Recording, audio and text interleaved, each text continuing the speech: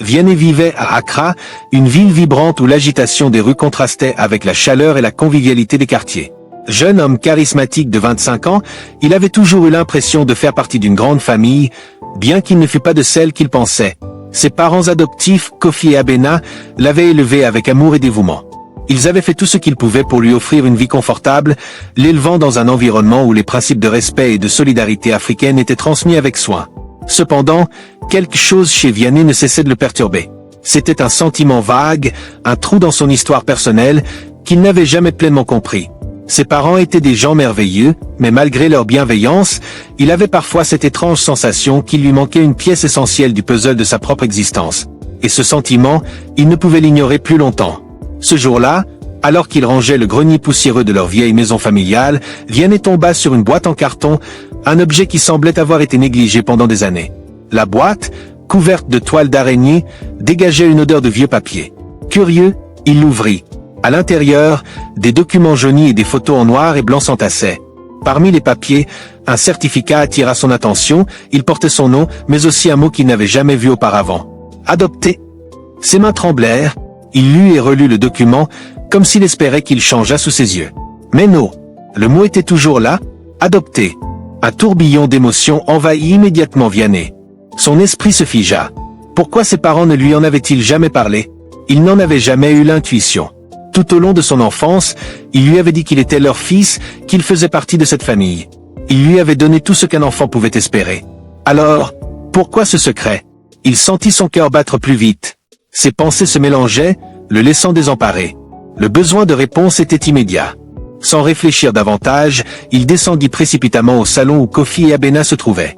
Le regard de son père, sérieux comme à son habitude, s'éclaira dès qu'il le vit entrer dans la pièce, mais quelque chose dans l'attitude de Vianney le fit tiquer. Sa mère, Abena, leva les yeux de son tricot et sourit, mais elle aussi nota l'expression troublée de son fils. Vianney prit une profonde inspiration avant de poser la question qui tourmentait son esprit depuis qu'il avait vu le document. « Maman, papa, pourquoi ne m'avez-vous jamais dit que j'étais adopté ?» Un silence lourd s'installa dans la pièce. Kofi, le père, se leva lentement de son fauteuil et se dirigea vers la fenêtre. Il regarda dehors, comme pour chercher ses mots dans le paysage familier. Abena, les mains serrées autour de son ouvrage, baissa la tête, son sourire effacé. Vianney sentit un nœud se former dans son ventre. « Pourquoi ce silence ?»« Vianney, » commença finalement Kofi, sa voix grave, « nous t'avons toujours considéré comme notre propre fils. Tu n'as jamais manqué d'amour ici. C'est ce qui importe. » Il marqua une pause, mais ne croisa pas le regard de son fils. « Le reste, il était préférable que tu ne saches pas. » « Mais pourquoi? Pourquoi ne m'avoir rien dit ?» La voix de Vianney tremblait d'une colère sourde et d'une profonde incompréhension. Abena releva la tête et, d'un regard fuyant, répondit doucement, « C'était trop douloureux, mon fils. Il y a des choses dans la vie qu'on essaie d'oublier, des douleurs qu'on préfère garder enfouies pour protéger ceux qu'on aime. » Vianney sentit un froid glacial s'emparer de lui. Il avait l'impression que le sol sous ses pieds s'effondrait, que les murs de la maison, jusque-là si familiers et rassurants, devenaient soudainement étrangers. Il voulait comprendre. Il en avait besoin.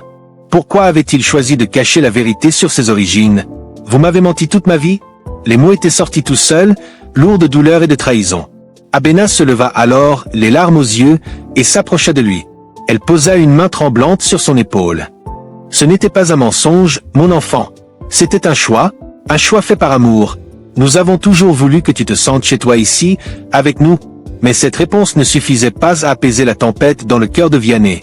Il était secoué, désemparé, en quête de la vérité, mais face à un silence lourd et des réponses vagues.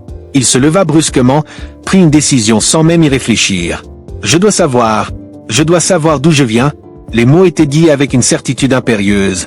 Ses parents échangèrent un regard désespéré, mais ils savaient que Vianney ne renoncerait pas. Il avait besoin de réponses, et plus rien ne pourrait l'arrêter. Sans un mot de plus, Vianney se tourna et sortit précipitamment de la maison. Il ne savait pas encore où son voyage le mènerait, mais il était résolu. Il devait découvrir la vérité, quel qu'en fût le prix. Le matin suivant, Vianney se réveilla avec une détermination nouvelle. Après la confrontation de la veille, il ne pouvait plus ignorer cette quête qui le brûlait de l'intérieur. Il se leva tôt, fit ses valises, et sans un mot à ses parents adoptifs, il partit pour le village mentionné dans les documents qu'il avait trouvés. C'était un petit village côtier, à plusieurs heures de route d'Accra, une région où les traditions anciennes étaient encore bien vivantes, et où chaque coin de rue semblait porter des histoires oubliées. Dans le bus qui le conduisait à sa destination, Vianney s'installait seul, regardant les paysages défiler derrière la fenêtre. Il se sentait nerveux, mais aussi étrangement en paix. Chaque kilomètre qui l'éloignait d'Accra le rapprochait un peu plus de ses racines. La route sinueuse serpentait à travers des collines verdoyantes, des plantations de cacao et des villages reculés. À chaque arrêt, des visages inconnus montaient à bord, certains le dévisageaient avec curiosité. Mais Vianney n'avait Dieu que pour l'horizon, pour cette vérité qu'il espérait enfin découvrir. Le bus finit par atteindre le village, et Vianney descendit, son cœur battant la chamade. Il ne savait pas à qui s'adresser, mais il savait que la vérité se cachait quelque part ici. Il se dirigea d'abord vers la petite place centrale où les habitants, pour la plupart âgés, se réunissaient sous les grands arbres à l'ombre desquels ils discutaient de tout et de rien. Il approcha un groupe de vieux hommes assis autour d'une table en bois, leurs visages marqués par le temps. « Excusez-moi, messieurs », commença-t-il avec un respect qu'il avait appris de ses parents adoptifs, « je suis à la recherche d'informations sur une femme nommée Ama, elle vivait ici il y a plusieurs années. Peut-être l'un de vous la connaît-elle » Les hommes se regardèrent en silence, comme s'ils posaient la question. Puis l'un d'eux, un vieil homme au regard perçant, se tourna vers lui. « Ama, oui, je me souviens d'elle, dit-il lentement, ses lèvres tremblant légèrement. Mais pourquoi veux-tu savoir ?» Vianney sentit une lourdeur dans l'air. « C'est ma mère biologique, dit-il d'une voix qui tremblait légèrement. Je cherche à savoir ce qui s'est passé. » À ces mots, un silence se fit. Les autres hommes échangèrent des regards furtifs, comme si un secret ancien venait d'être ravivé. Le vieil homme hocha la tête lentement. « Je vois, dit-il enfin, tu as le regard de ta mère. Mais tu sais, les histoires ici ne sont pas simples. Tout le monde ne veut pas les entendre. » Vianney insista, son regard perçant celui du vieil homme. « Je dois savoir. C'est important pour moi. » L'homme soupira, jeta un coup d'œil autour de lui comme pour s'assurer qu'il ne disait rien qu'il ne devait, puis se leva lentement. « Viens avec moi, dit-il, je vais t'emmener là où Ama vivait. Mais sois prêt. Ce que tu apprendras ne te plaira peut-être pas. » Ils marchèrent en silence à travers le village, passant devant des maisons en banco et des champs cultivés. Le vieil homme, qui se nommait Kwam, était visiblement réticent à parler, mais il semblait comprendre que Vianney était déterminé. Finalement, ils arrivèrent à une petite maison en ruine, à l'écart du village. La porte, usée par le temps, semblait à peine tenir sur ses gonds. Kwam s'arrêta devant la porte et laissa Vianney prendre l'initiative. « Voici la maison où vivait Ama, dit-il. Elle était très pauvre, et la vie n'a pas été facile pour elle. » Vianney posa une main sur la porte, ressentant une étrange connexion avec cet endroit, bien qu'il ne fût jamais venu ici auparavant. Le cœur battant, il tourna son regard vers Kwam, qui continua de raconter l'histoire. Ama était une femme douce, mais elle a traversé des épreuves difficiles. Elle avait un enfant, toi, mais les choses ont changé lorsque son mari est décédé. La pauvreté s'est abattue sur elle comme une malédiction. Elle n'avait plus rien pour nourrir son enfant, ni pour l'élever dans les conditions qu'il méritait. Vianney se tenait là, son cœur se serrant à chaque mot. C'était un fait qu'il n'avait jamais imaginé, sa mère biologique avait dû abandonner son propre enfant à cause des pressions économiques. Un jour, poursuivit Kwam, elle a pris une décision qui a brisé son cœur.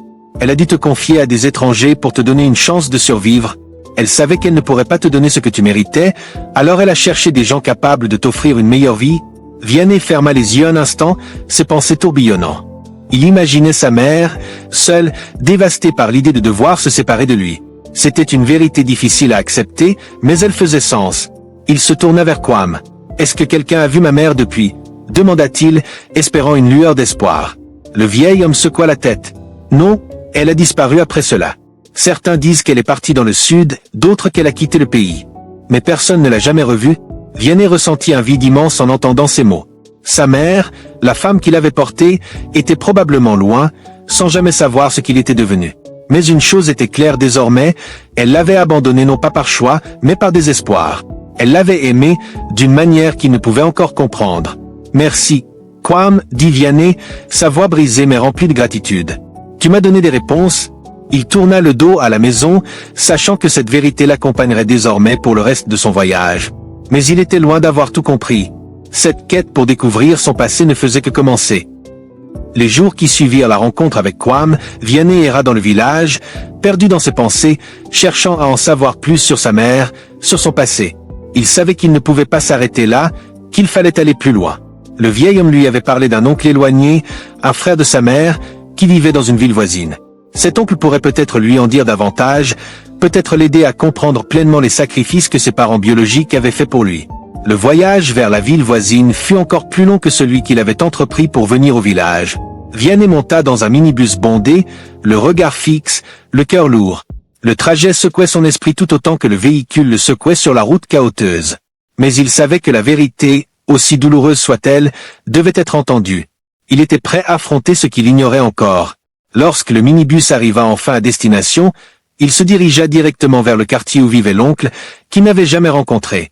C'était un quartier animé, avec des étals de marché colorés et des gens pressés allant et venant, mais tout semblait flou pour Vianney. La ville était bruyante, presque oppressante, un monde qu'il ne connaissait pas bien. Il finit par arriver à une petite maison modeste, nichée au fond d'une ruelle étroite. Il frappa à la porte, et une femme âgée lui ouvrit, le scrutant de haut en bas. « Que veux-tu » demanda-t-elle d'une voix sèche. Vianney, un peu déstabilisé, se présenta. « Bonjour, je cherche mon oncle. Il s'appelle Kwaku. Il est le frère de ma mère, Ama. » Les yeux de la femme s'adoucirent un instant, et elle s'écarta. « Entre, il est là. Il t'attend. » L'oncle Kwaku était un homme dans la cinquantaine, sa peau sombre marquée par des années de travail sous le soleil.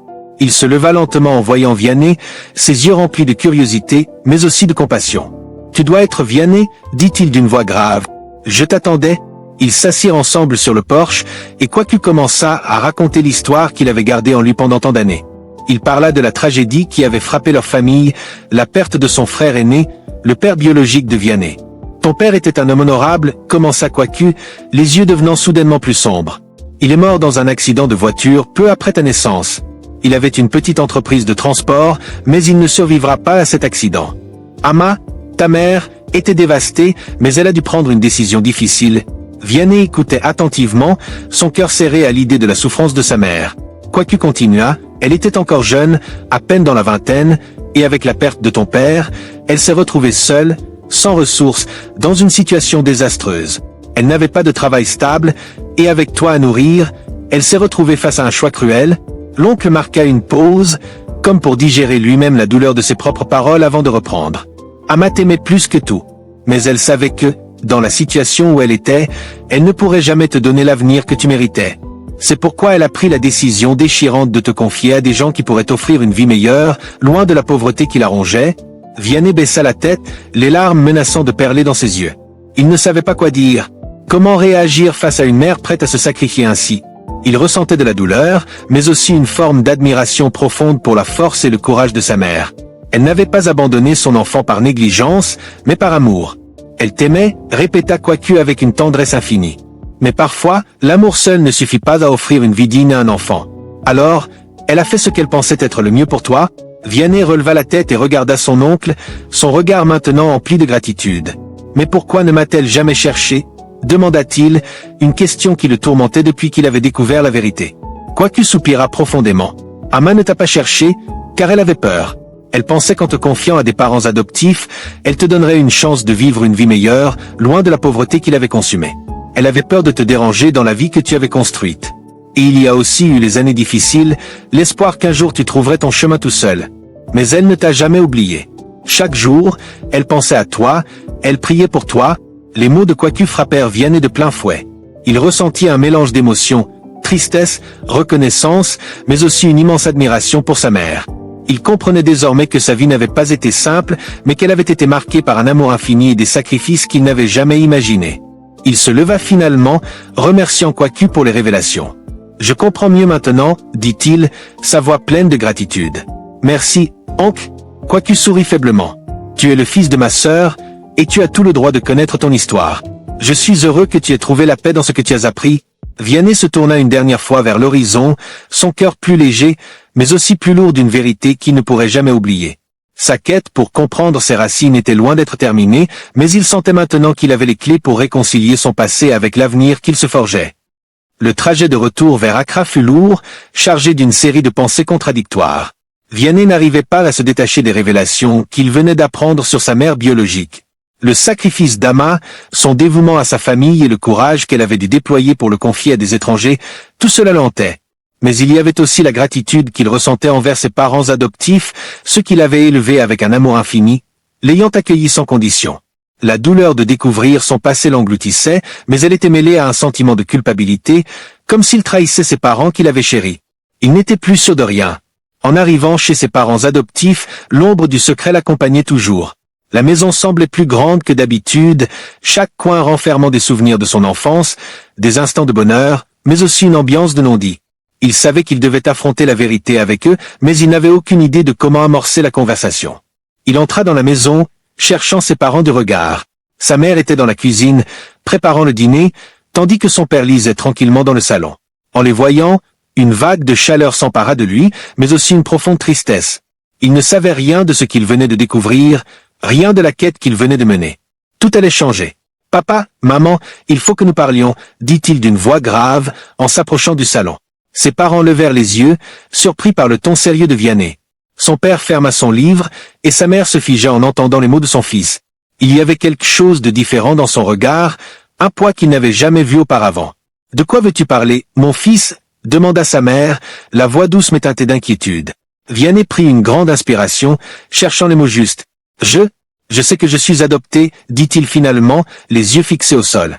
J'ai trouvé des documents dans le grenier, des papiers qui montrent que je ne suis pas vraiment de votre famille. » Un silence lourd s'abattit sur la pièce.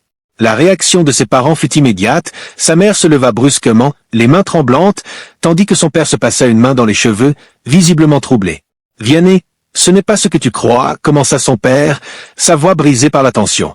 Nous ne t'avons jamais caché que nous t'avons adopté, mais tu étais notre enfant, notre fils, depuis le premier jour où nous t'avons pris dans nos bras. La mère de Vianney s'approcha lentement, les larmes aux yeux. Je voulais que tu saches à ton propre rythme, avoua-t-elle en sanglotant. Nous avons essayé tellement de fois d'avoir un enfant, mais ça n'a jamais fonctionné. Et quand tu es arrivé dans notre vie, c'était comme un miracle. Tu étais notre fils, tout simplement. Nous t'aimions de tout notre cœur, et nous avons cru que tu saurais tout cela en grandissant. Vianney baissa la tête, les émotions se bousculant en lui. « Mais pourquoi ne m'avez-vous rien dit plus tôt ? Pourquoi m'avoir caché ça ?» demanda-t-il, sa voix brisée par l'incompréhension. « Je me sens trahi, comme si tout ce que je croyais être vrai s'effondrait. » Les yeux de ses parents se remplirent de larmes. Son père se leva alors, s'approchant de lui, posant une main sur son épaule. « Ce n'est pas ce que nous voulions, Vianney. Nous t'aimons profondément, et tu as toujours été notre enfant. Nous avons tellement souffert de ne pas pouvoir avoir d'enfant biologique. Mais lorsque nous t'avons trouvé, notre cœur s'est rempli d'une joie infinie. Tu as été un cadeau pour nous. Nous ne voulions pas que tu te sentes différent. » Vianney se recula légèrement, la tension entre palpable.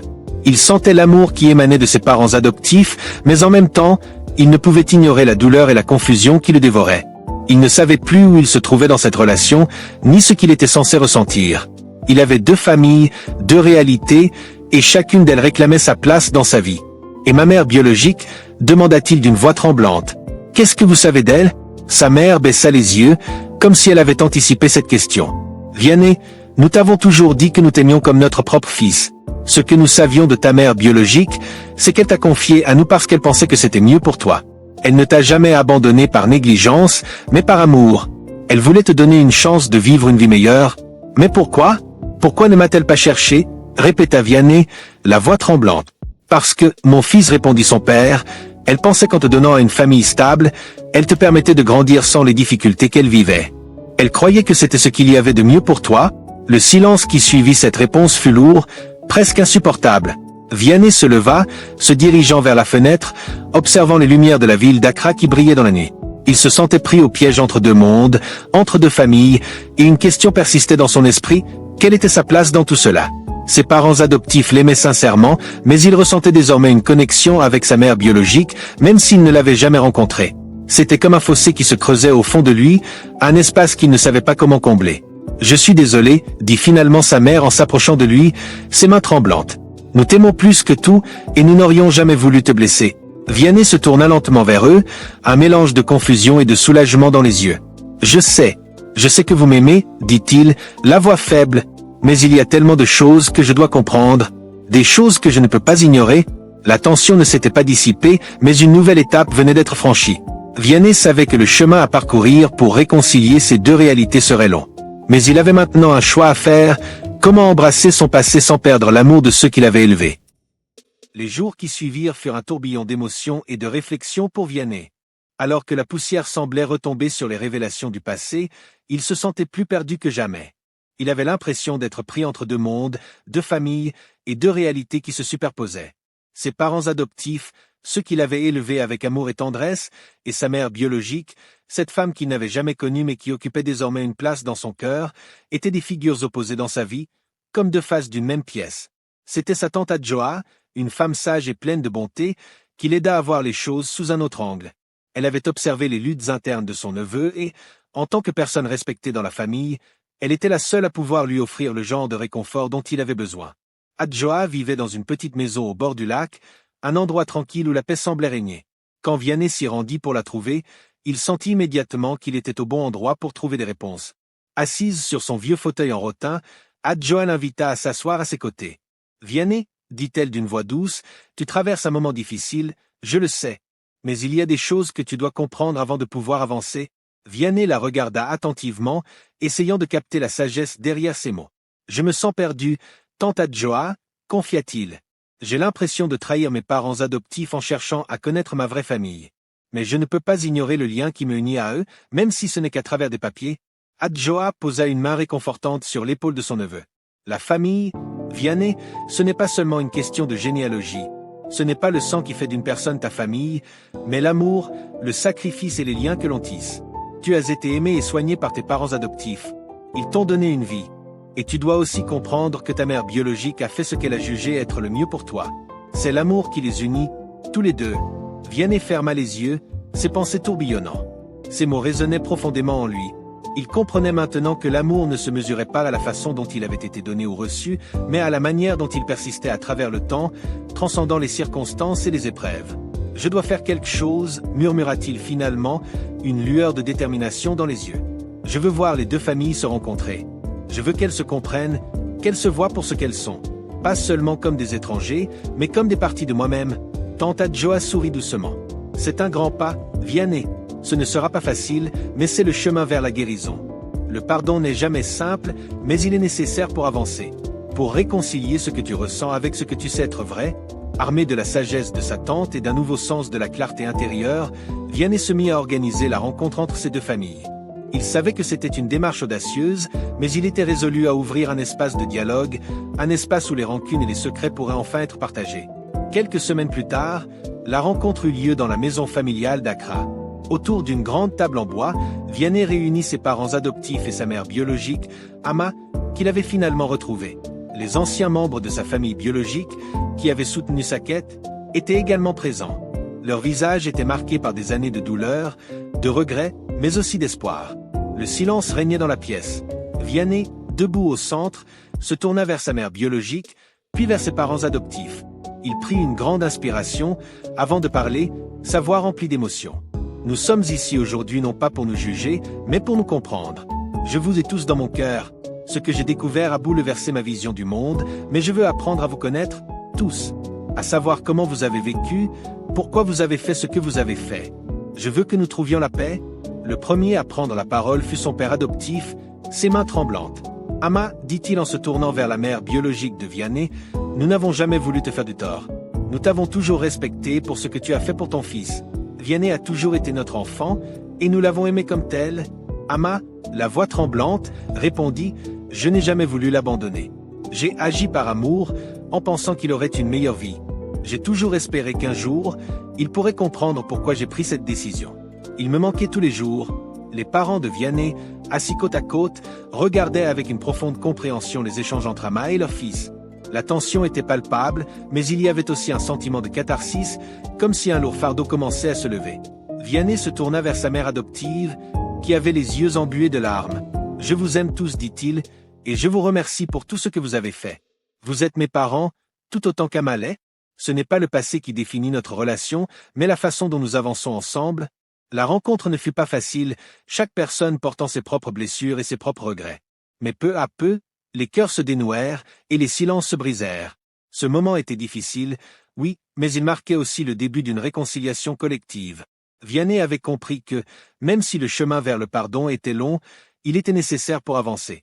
C'était un chemin douloureux, mais c'était celui qu'il devait emprunter pour trouver la paix. Le soir tombait lentement sur Accra, et dans la maison, il y avait désormais une nouvelle lumière, une lumière d'espoir, un espoir de voir deux mondes s'unir pour créer un avenir commun, forgé dans l'amour et le pardon. Le soleil se levait doucement sur Accra, une lumière dorée caressant les toits de la ville, et pourtant, au fond de lui, Vianney se sentait plus serein que jamais. Après des mois de recherche, de découvertes déchirantes et de réconciliation, il avait trouvé une forme de paix intérieure. Il avait accepté son passé et ses racines, et il comprenait désormais que sa véritable identité n'était pas définie par un seul point de départ, mais par le mélange de toutes les expériences et les gens qui l'avaient façonné. Vianney s'était retrouvé face à un choix, rester dans l'ombre de ses doutes ou accepter les leçons du chemin parcouru et les partager avec le monde. Sa rencontre avec ces deux familles, bien qu'éprouvante, lui avait révélé la force de l'amour familial, du pardon et de la résilience. Les visages de ses parents adoptifs, son oncle, Ama, et même les anciens du village qui l'avaient soutenu tout au long de son voyage étaient maintenant gravés dans son esprit comme des symboles d'espoir. Le silence était tombé dans la maison d'Accra, mais il n'était plus lourd, comme auparavant. Chaque famille s'efforçait de trouver un équilibre fragile, mais le dialogue avait été ouvert. Les retrouvailles avaient permis à chacun de poser les armes du passé et d'entrevoir une possibilité de guérison. Mais plus encore, Vianney avait compris qu'il ne devait pas garder cette histoire pour lui. Il devait la partager. Une semaine après la rencontre, Vianney décida de visiter les écoles secondaires d'Accra et des environs. Les jeunes qui l'entouraient étaient comme lui, pleins de rêves et de questions. Ils venaient de milieux différents, avec des histoires diverses, mais leur recherche d'identité et de sens résonnait profondément en lui. Il savait qu'il devait leur raconter son histoire pour leur montrer qu'il était possible de se reconstruire, de trouver la force de se pardonner et d'embrasser son héritage. Il se rendit donc dans un lycée local pour donner une conférence sur son parcours. Les élèves, curieux et attentifs, écoutaient chaque mot prononcé par ce jeune homme qu'ils voyaient comme l'un des leurs. Vianney leur raconta comment il avait grandi dans une famille aimante, sans jamais savoir la vérité sur ses origines, jusqu'au jour où un dossier oublié dans un grenier avait fait voler en éclats l'image qu'il se faisait de sa vie. « Je ne savais pas qui j'étais », commença-t-il d'une voix calme mais assurée. « Je me sentais comme une pièce manquante d'un puzzle, flottant dans un monde où rien ne semblait avoir de sens. Mais au lieu de me laisser consumer par cette incertitude, j'ai décidé de partir à la recherche de la vérité. J'ai découvert non seulement l'histoire de mes racines biologiques, mais aussi le courage de ma mère, Ama, et l'amour de mes parents adoptifs. Cela m'a appris qu'être soi-même, c'est accepter toutes les facettes de son identité. » Les élèves semblaient suspendus à ces paroles. Vianney poursuivit, « L'adoption n'est pas une histoire de substitution. C'est une histoire d'amour, de sacrifice et d'unité. Ma mère m'a donné la vie, mais mes parents m'ont appris à vivre. Et cela, c'est un héritage précieux que je porte avec fierté. » Les visages des jeunes autour de lui s'éclairèrent, et certains d'entre eux échangèrent des regards entendus, comme si ces mots résonnaient profondément dans leur propre expérience. Vianney savait qu'il venait de semer une graine de réflexion chez ces jeunes, une graine qui pourrait un jour grandir et leur offrir, à leur tour, des réponses à leurs propres questions. Après cette rencontre, Vianney se sentit plus déterminé que jamais à partager son histoire.